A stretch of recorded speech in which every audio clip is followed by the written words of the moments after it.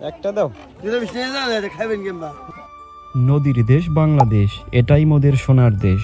তো আজ ঘুরতে ঘুরতে চলে গেলাম চরগড়পাড়া, আর গিয়ে দেখি নদীর উপর বসেছে এক মস্ত বড় মেলা। ছোট্ট এক নদীর উপর মস্ত বড় বাঁশের সেতু।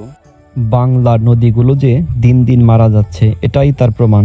যে নদীতে একসময় দাপিয়ে বেড়াতো বড় বড় স্টিমার, সেই নদীর উপরে তৈরি হচ্ছে এখন বাঁশের সেতু। কি বলবো আর। এখন আসল কথায় আসি, এখানে কিন্তু কোনো ব্রিজ ছিল না, সাঁকো ছিল না। তো এখানকার মানুষ কিন্তু পারাপার করতো নৌকা দিয়ে, পার হতো নদীর এই পার থেকে ওই পার আসতো নৌকা দিয়ে। গ্রামবাসী মিলে হয়তো এই বাঁশের সাঁকোটি তৈরি করেছে।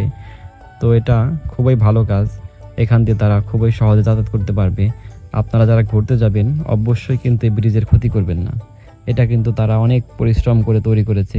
এটা হয়তো কয়েক বছর টিকবে, তারপর ভেঙে যাবে, আবার নতুন করে তৈরি করতে হবে।